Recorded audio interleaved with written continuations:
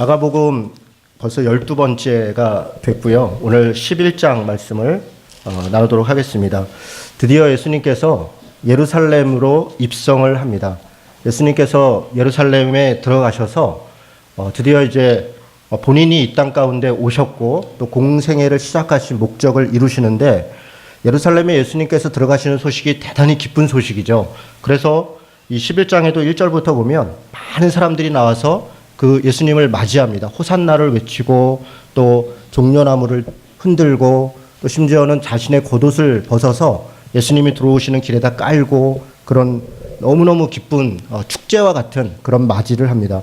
그런데 우리가 알다시피 예수께서 예루살렘에 들어가시는 것은 그 자체로 물론 굿뉴스이고 기쁜 소식인데, 실제로 예수께서 예루살렘에 들어가서 행하신 일, 또 당하신 일은 그렇게 좋은 소식이 아닙니다. 조롱과 비난을 당하시고 또 고난과 채찍질을 당하시고 그리고 재판을 받고 그리고 예수께서 십자가에 달려 죽으시는 그런 한 주간의 삶이 시작이 됩니다.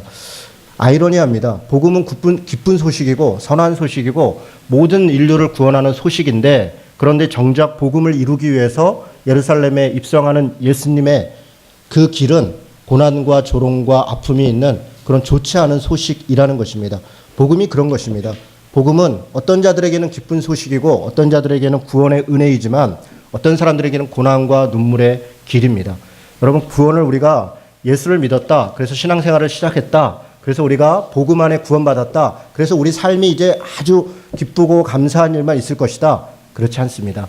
복음이라는 것은 역설적인 것입니다. 예수께서 그렇게 사셨고 그렇게 가신 것처럼 복음을 믿고 우리가 예수님의 제자가 된 그 순간부터 우리는 복음의 길을 따라가지만, 그러나 실상 우리의 삶은 어쩌면 광야의 길, 이스라엘 백성들이 출애굽해서 이제 살겠구나 라고 했는데 40년 광야의 생활을 한 것처럼 그것이 바로 복음인지 모르겠습니다.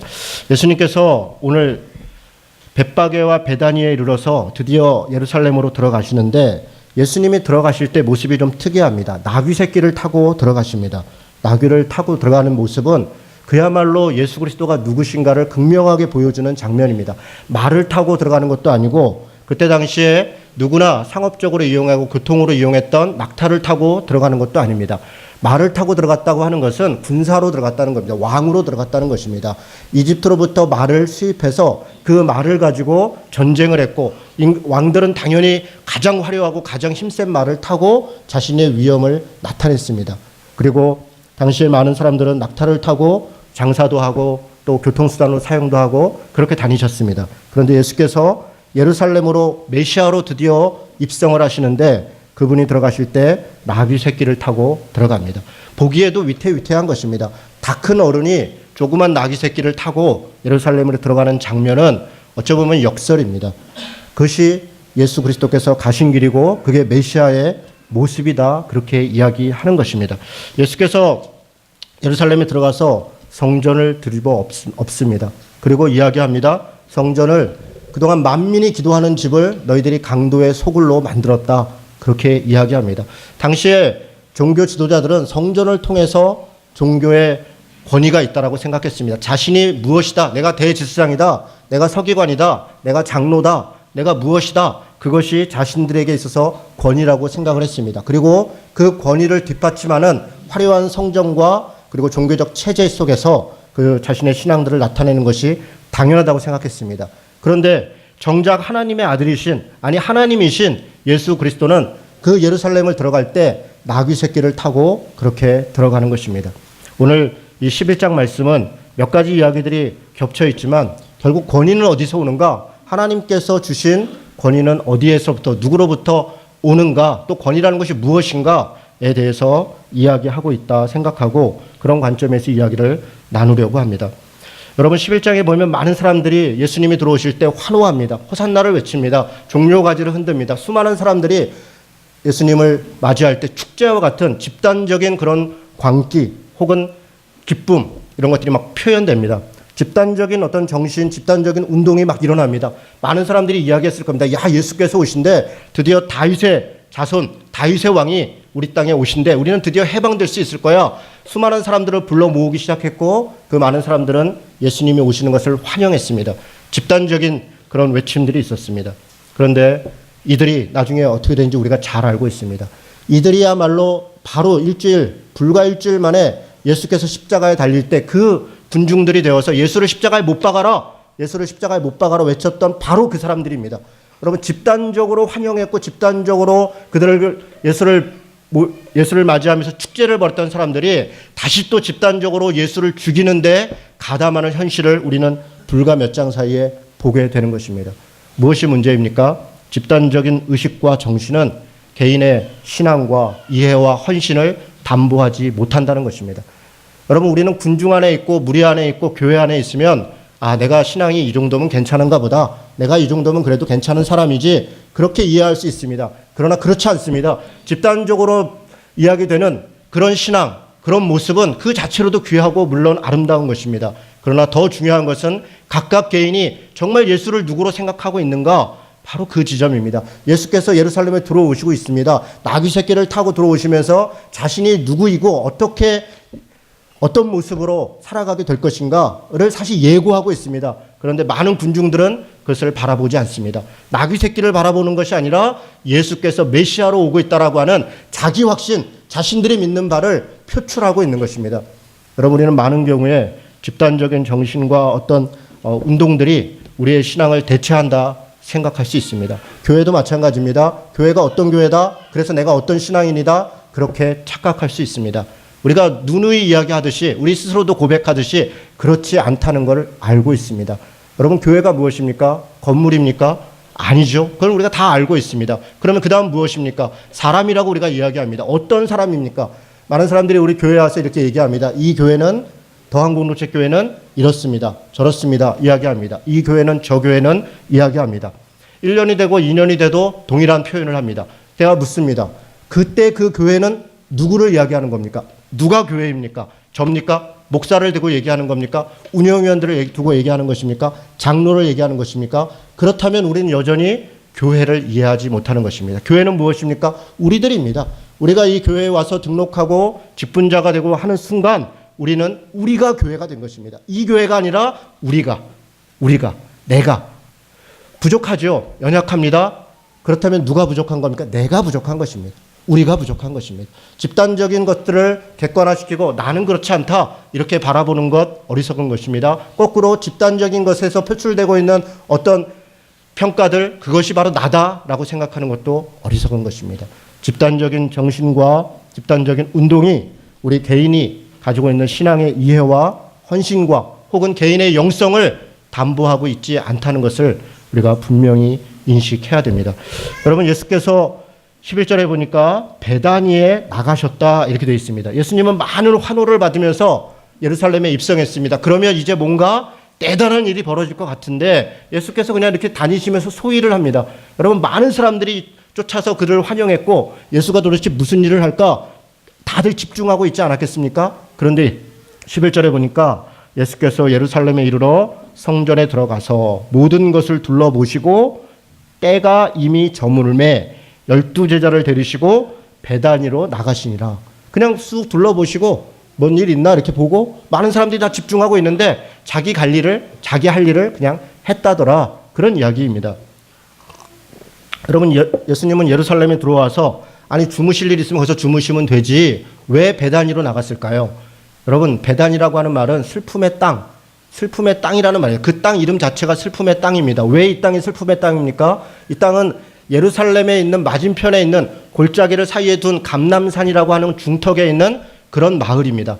이 마을은 어떻게 형성이 됐냐면 예루살렘에서 가장 저주받았다고 그렇게 비난을 받았던 문둥병자들 혹은 창녀들 혹은 장애인들, 이런 사람들을 쫓아냈습니다. 예루살렘이 쫓아냈고 그들이 쫓겨나가서 마을을 이루은 것이 바로 베다니입니다.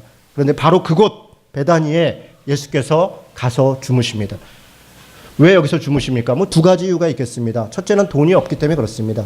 여러분, 예루살렘의 집값이 워낙 비싸고 여간비가 비싸니까 예수님은 가난한 사람이었습니다. 자신과 함께 했던 제자들과 그것에 도저히 숙박을 해결할 수가 없습니다. 그래서 할 일 하고 그리고 나서는 베다니로 나가십니다. 또 하나는 일부러 나가십니다. 그가 왜 오셨는가를 이야기하는 겁니다. 그는 예루살렘에 화려하고 권위가 있고 소위 어떤 위치를 가지고 있는 사람들을 위해서 온 것이 아니라 베다니에 쫓겨나 있는 그 슬픔과 눈물이 있는 사람들을 찾아오신 것이다 라고 하는 것을 말이 아니라 삶으로, 행동으로, 그 자체로 보여주고 있는 것입니다. 예수께서 나귀 새끼를 타고 예루살렘을 입성하신 것은 바로 베다니에 있는 그런 고통과 눈물이 있는 사람들을 구원하시기 위해서 오신 것이다 라고 이야기하고 있는 것입니다. 여러분 12절부터 25절까지는 좀 특이한 내용이 있습니다. 우리가 이 마가복음에 기록한 특징 중에 좀 독특한 것이 샌드위치 구조가 있다, 그렇게 제가 여러 번 말씀드렸습니다. 하나의 이야기를 가지고 양쪽에 배치를 하고, 그리고 가운데 어떤 이야기를 통해서 양쪽의 한 이야기가 무슨 뜻인지를 더 명료하게 이야기하는 구조, 이게 샌드위치 구조입니다. 오늘도 전형적으로 그런 이야기입니다. 12절부터 보면 무화과나무를 예수님이 무화과나무와 이야기를 하십니다. 열매를 구합니다. 그런데 무화과나무가 열매가 없습니다. 그랬더니 저주합니다. 그리고 나서 예루살렘 성전에 들어가서 성전을 척결하는 엄청난 사건을 벌이고 나와서 20절에 보니까 그들이 아침에 지나갈 때 무화과나무가 뿌리채 말랐더라 라고 하면서 그 이후에 몇 가지 이야기들을 전개합니다. 여러분, 무화과나무가 마른 것, 우리가 뭐 이런저런 설명할 수 있겠습니다. 특별히 우리가 이해가 되지 않는 것은 무화과나무가 제철이 아니었다, 예수님도 그렇게 얘기합니다. 13절에 보니까 무화과의 때가 아님이라 얘기했습니다. 예수님이 배가 고파서 무화과를 좀 하나 먹어야겠다, 뭐 그럴 수 있죠. 그런데 나지 않는 열매를 가지고 안 났다고 해서 그걸 저주했다, 이게 뭐 너무 이상하지 않습니까? 그래서 상당히 이상하고 예수님이 이렇게 합리적이지 않나, 그런 마음이 듭니다. 무슨 얘기를 하고 싶은 것인가? 이 합리적이지 않은 이야기, 무화과나무를 마르고 저주하고 그래서 말라 비틀어졌다라고 하는 이야기가 무슨 얘기를 하고 싶은가는 사실 15절부터 19절까지 있었던 이 이야기 안에 답이 있습니다. 바로 이 얘기를 하고 싶었다는 것입니다. 예수님이 무엇을 했습니까? 15절에 보니까 예수님이 예루살렘에 들어갔습니다. 예수께서 성전에 들어가서 성전 안에 매매하는 자들을 내쫓고 돈 바꾸는 자들을 상과 비둘기 파는 자들의 의자를 불러 엎었더라, 이렇게 얘기했습니다. 여러분, 이런 끔찍한 일을, 이런 어떻게 무례한 일을 예수께서 행하실 수가 있습니까? 여러분, 우리 상상을 해보십시다. 우리가 지금 예배를 드리고 있는데 누군가가 문을 열고 들어와서 뭐 난리를 치는 것입니다. 소리를 지르고 뭐 의자를 뒤집어 엎고, 여러분 여기서 가만히 있을 사람이 누가 있겠습니까? 다 말리고 해야 되지 않겠어요? 그런 일을 벌였다는 것입니다. 그런데 예수께서 그렇게 말씀하시고 자기 행동이 왜 그렇게 했는지를 이야기합니다. 17절에 보니까 기록된 바 내 집은 만민이 기도하는 집이다. 그런데 너희는 강도의 소굴로 만들었다 얘기합니다. 여러분, 만민의 기도하는 집, 이 이야기는 이사야서 56장 6절에서 8절에 있는 내용을 그대로 인용하고 있습니다. 제가 읽어드리겠습니다. 나의 언약을 굳게 지키는 이방인마다 내가 그들을 나의 성산으로 인도하여 기도하는 내 집으로 그들을 기쁘게 할 것이며 내 집은 만민이 기도하는 집이라. 내가 이 모든 백성 외에 또 모아 그에게 속하게 하리라 하셨느니라. 여러분, 무슨 얘기입니까? 이미 이사야 시대에 이스라엘 백성만이 아니라, 유대인만이 아니라 이방인들에 대한 구원을 선포하고 있고 이방인들에 대한 모든 사람들이 그리스도 안에서 구원받을 것을 예고하고 있고 그것을 바라고 있다는 것을 이미 이야기하고 있습니다. 그런데 유대인들은 지금 어떻게 했다는 겁니까? 만민이 기도해야 될 그 집, 이방인들까지도 모여서 기도해야 될 그 집을 강도의 구렬로, 유대인들만의 이익을 얻는 장소로 치환시켰다는 것, 바꿔버렸다는 것입니다. 예수께서 분내고 했던 것은 바로 이것입니다. 여러분, 이들은 장사를 어디서 했냐면 이방인의 뜰이라는 곳에 했습니다. 이방인의 뜰이라고 이름을 붙였지만 그것은 뭐 하는 곳이냐면 이방인들이 와서, 이방인들도 와서 기도하고 그 하나님에 대해서 알아가야 되는 그런 뜰이었습니다. 그런데 유대인들은 고상한 신앙을 가지고 있고 종교적 교리를 지키고 있고 그것을 통해서 사람을 함부로 판단하고 그렇게 정죄하던 그들이 이방인의 뜰에 와서 이방인들이 기도할 것들을 막아버리고 오히려 자기들의 유익을 얻는 장사하는 장소로 그것을 이용하고 있다는 것입니다. 그것을 지적하는 것이 예수님의 분노입니다. 여러분, 당시에 이스라엘의 대제사장과 서기관과 그리고 사두개인들은 이스라엘 땅의 거의 80% 가까이를 이들이 가지고 있었습니다.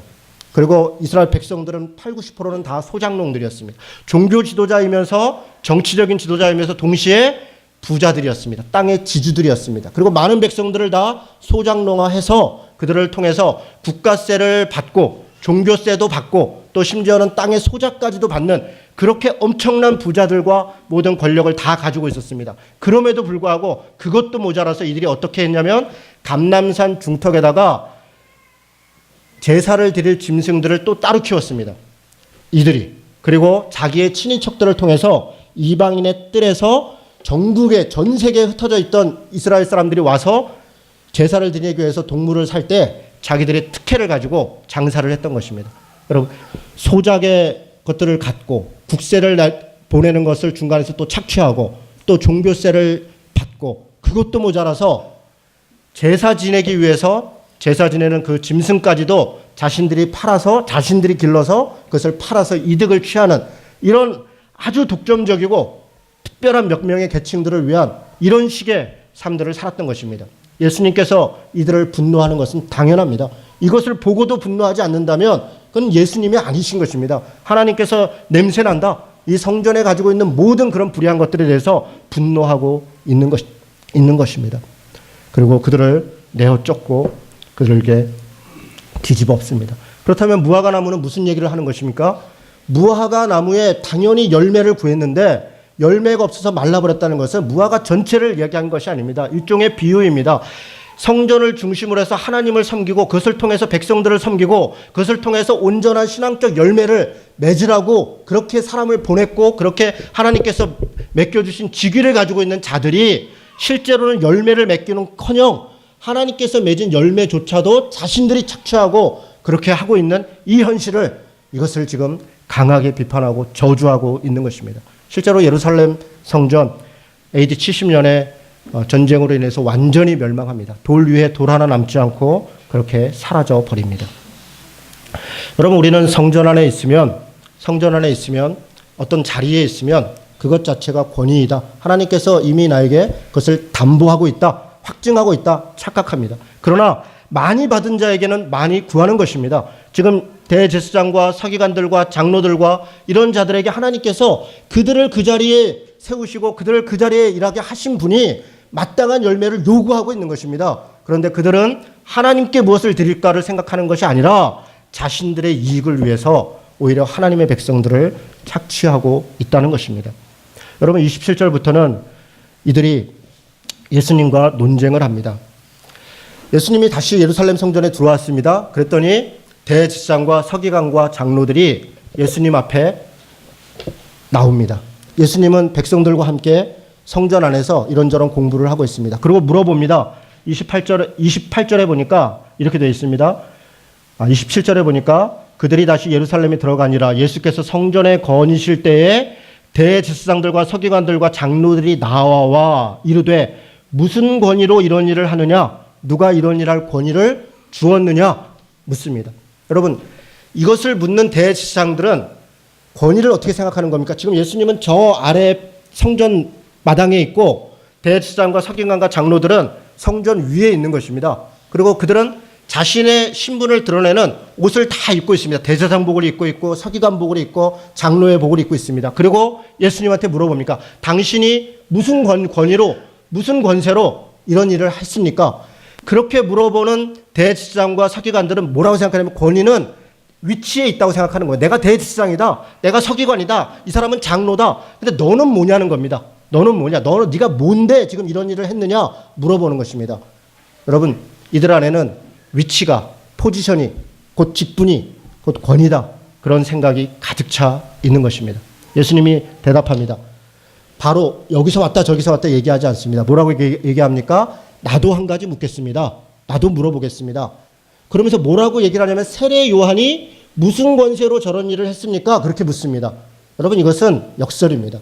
세례 요한은 무슨 포지션이 있는 사람이 아닙니다. 그가 제사장도 아니고 무슨 선지자도 아니고 당시 시대에 무슨 엄청난 위치에 있는 그런 권력자도 아닙니다. 무슨 알아주는 지식인도 아닙니다. 그런데 그가 광야에서 하나님의 말씀을 선포하고 회개를 촉구할 때 온 유대의 사람들이 와서 그에게 세례를 받고 회개했더라 이야기합니다. 엄청난 권위 있는 일이 벌어졌습니다. 그런데 물어보는 겁니다. 그런 일이 벌어졌는데 그것이 무슨 권세로 그런 일이 가능했습니까? 여러분, 대제사장과 서기관과 장로들이 자기들끼리 의논합니다. 뭐라고 얘기합니까? 31절에 보니까 만일 하늘로부터라 하면 어찌하여 그를 믿지 않느냐. 그렇죠?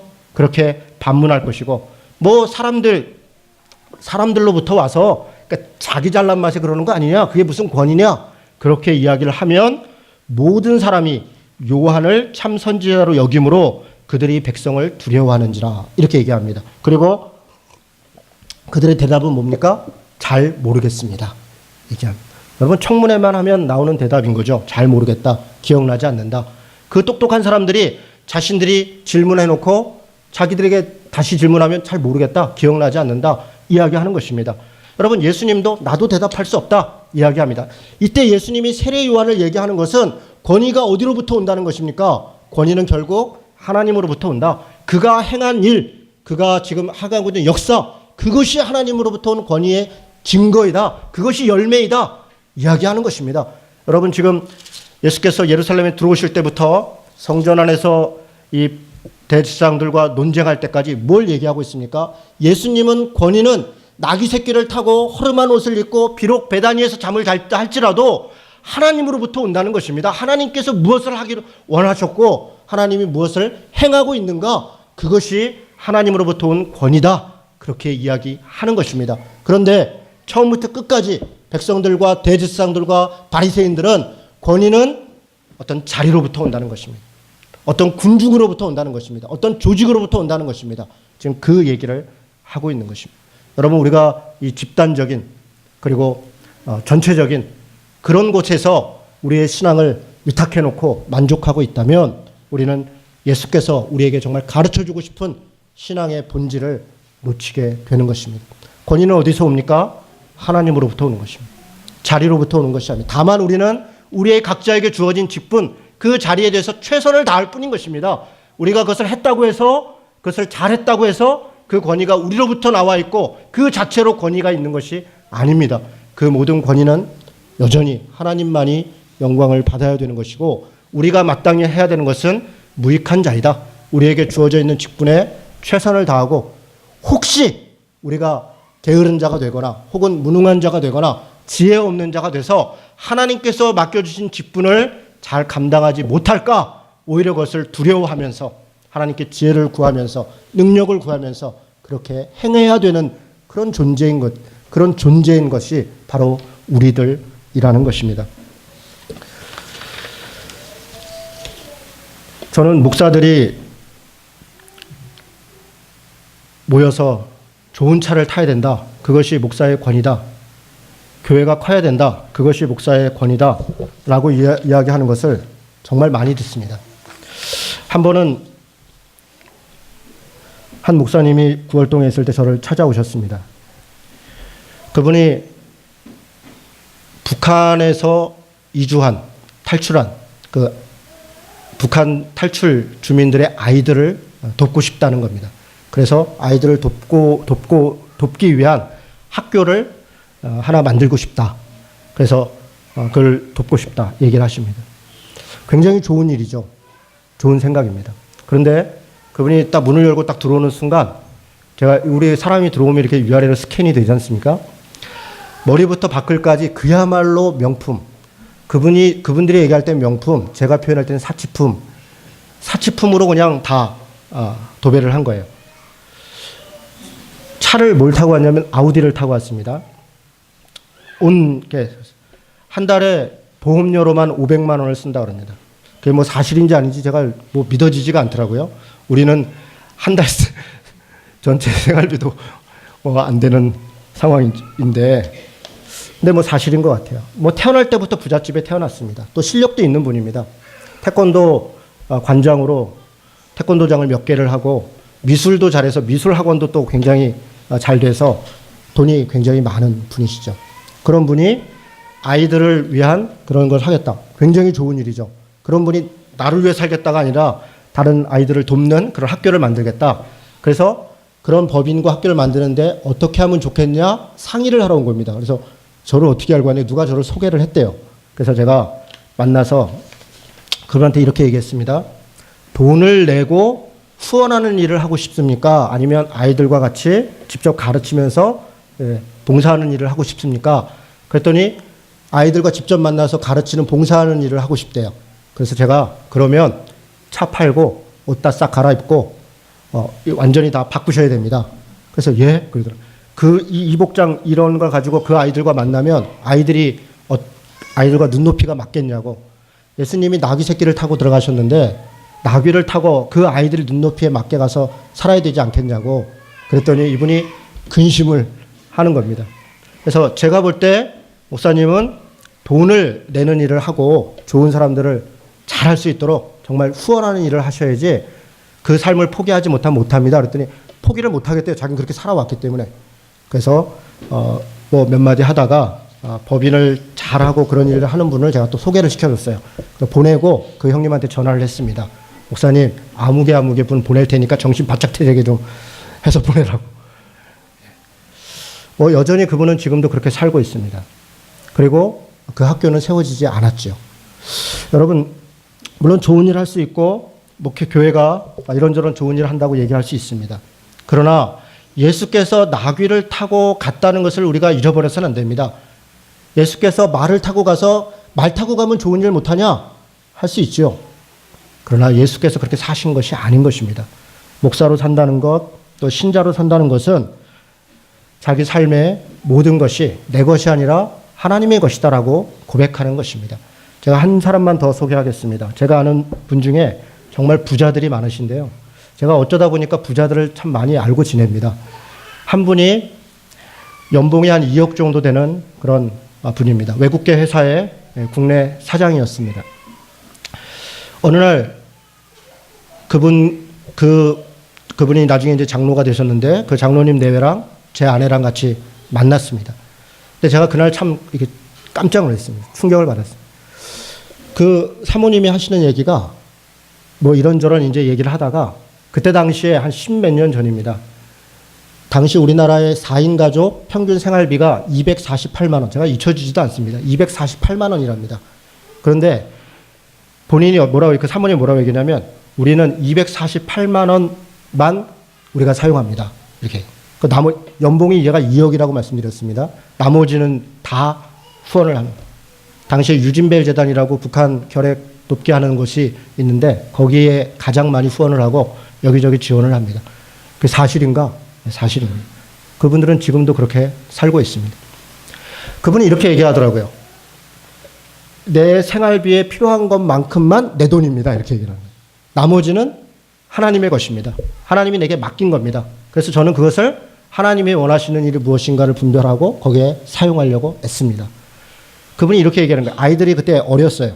예, 유치원 다니는 애가 있고 초등학교 다니는 애가 있는데 유치원 다니는 애를 유치원을 보내는데 그 동네 사람들은 다 월 200만 원, 뭐 많으면 몇백만 원 하는 그런 유치원을 보내는 거예요. 그때 당시에 평균은 유치원비가 14만 원, 비싼 데는 20만 원, 우리 인천에 그럴 때입니다. 20만 원 안 넘는 유치원을 찾느라고 동네를 다 헤매고 다녔다. 동네를. 거기에 보내는 게 마땅하다. 여러분 이런 말이 이해가 되십니까? 이해가 안 될 수 있습니다. 꼭 그렇게 살아야 됩니까? 그렇지 않을 수 있겠습니다. 그러나 어떤 사람에게 그것이 신앙의 고백이라면 저는 그것이 굉장히 큰 도전을 받았습니다. 우리가 어떻게 살아야 되는가? 예수께서 어린 나귀를 타고 입성하셨다는 것입니다. 성전과 내가 살고 있는 삶의 위치와 그 부와 그 권력이 거기서부터 하나님으로부터 오는 권위와 권세가 있는 것이 아니라 하나님의 뜻을 행하는 것, 바로 그곳으로부터 하나님으로부터 오는 권세와 권위가 있다라고 성경이 우리에게 가르쳐주고 있고 예수께서 그렇게 사셨다면 예수의 제자라고 고백하고 따라가는 우리들이 어떻게 살아야 되겠는가 생각해 봐야 되는 것입니다. 여러분 교회에 와서 사치품 자랑하지 마십시오. 성도들끼리 와서 뭐 이거 얼마 줬어? 그런 것에 깜짝 놀라면 그 다음 주에 그분은 더 큰 거 사갖고 옵니다. 그거는 성도를 서로 죽이는 것입니다. 가볍게 무시해 줘야 됩니다. 선물이 들어올 수 있죠. 그냥 누가 줬는데 이런 좋은 게 있어. 그랬어? 그러고 말면 되는 것입니다. 어머나 이렇게 좋은 거를 이러면 그 다음 주에 그분은 빚을 내서라도 더 좋은 거를 사갖고 오는 것입니다. 우리가 무엇을 칭찬해야 되고 무엇을 격려해야 되는가?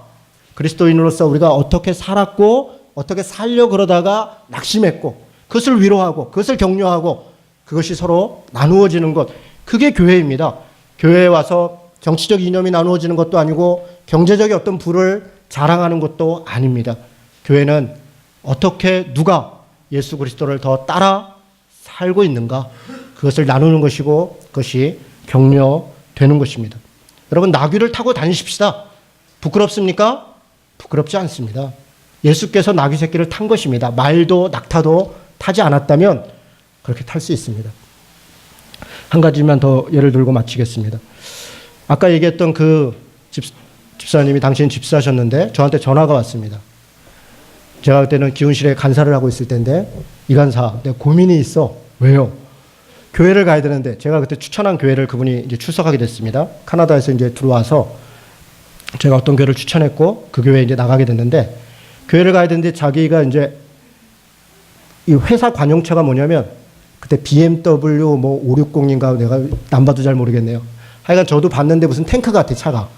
그게 이제 그 외국계 회사니까 그 회사 사장의 관용차로 나온 거예요.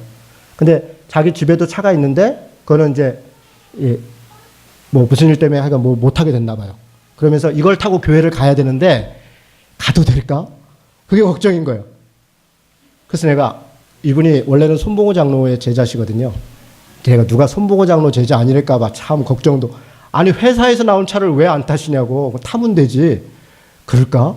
아, 그럼요. 그게 뭐 내가 자체한 게 아니라 회사가 사장 관용차로 나온 건데 그거를 타도 된다 그러면 타면 되는 거 아니겠습니까? 그리고 이제 그분이 안심을 시키고 타고 갔죠. 근데 그 교회는 또 워낙 부자들이 많아서 그 차도 별로 티도 안 나는, 나중에는 이제 더 아주 자유롭게 사용을 했죠. 나귀 새끼를 타야 된다. 그래서 자기가 어떤 위치에서 누려야 되는 걸 못 타야 된다. 그런 이야기를 하는 것은 아닙니다. 우리 교회에 계셨던 홍영철 집사님이 있습니다.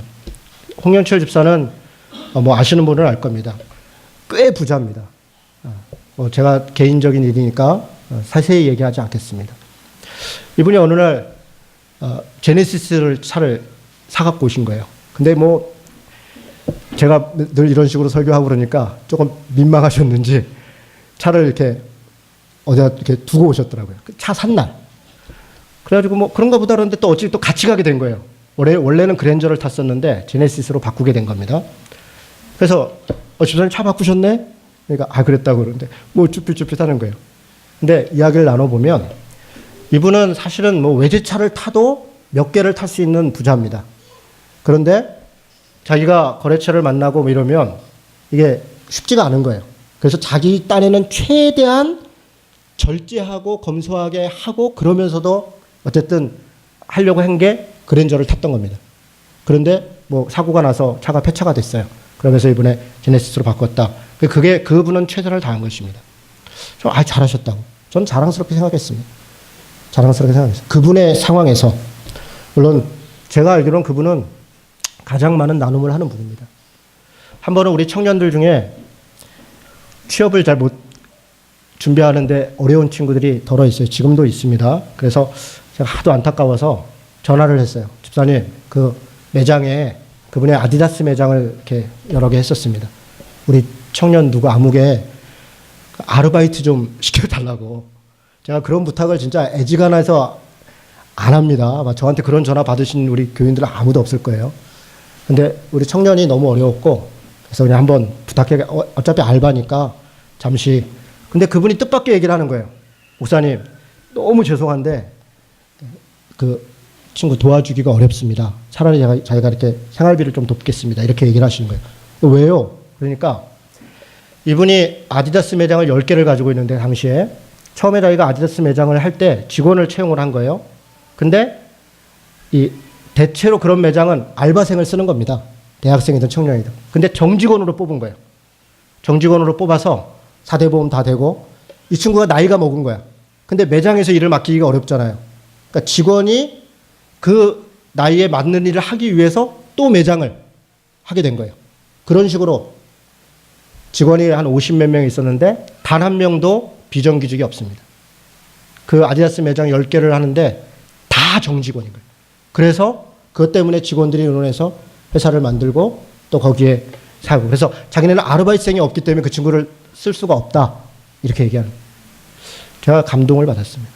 사람을 어떻게 대해야 되고 직원을 어떻게 대해야 되는지를 아는 분입니다. 그렇게 애쓰면서 무엇이 정답인지는 없을 것입니다. 각자의 상황이 다 다를 것입니다. 누구는 제네시스를 타야 될지 모르겠습니다. 어떤 사람은 경차를 타야 될 수도 있겠습니다. 어떤 사람은 걸어 다녀야 될 것입니다. 각자의 생활과 형편은 다 다릅니다. 그러나 분명한 것은 우리가 하나님 앞에 있다는 것입니다. 우리가 그리스도의 제자로 살고 있다는 것입니다. 최대한 내게 맡겨진 것, 내가 생활하는 것 외에는 하나님의 것이다 라고 하는 것을 분명히 인식하고 그렇게 부끄럽지 않게 살아가려고 애쓰는 것, 바로 그곳에서 하나님의 권위가 있다. 그것이 우리를 부르신 은혜가 있다. 저는 그렇게 믿습니다. 우리 더한그리스도 교회에 그런 간증이 더 많아지고 그런 삶들이 더 나눠지고 그런 공동체 되고 그런 신자 되시기를 주님의 이름으로 축원합니다. 아멘. 같이 기도하겠습니다. 진정한 권위가 어디서 오는가? 성전과 집단이나 어떤 위치에서 오는 것이 아닙니다. 제가 오늘 다 설명하지 못했는데 시간이 없어서 믿음과 기도와 용서를 이야기하는 것은 진정한 권위는 바로 거기에서 온다는 것입니다. 믿음에서 오는 것이고 기도에서 오는 것이고 누군가를 용서하는 겸손함에서 오는 것이다. 그렇게 이야기하는 것입니다. 말씀을 붙잡고 자기 자신을 돌아보면서 기도하도록 하겠습니다.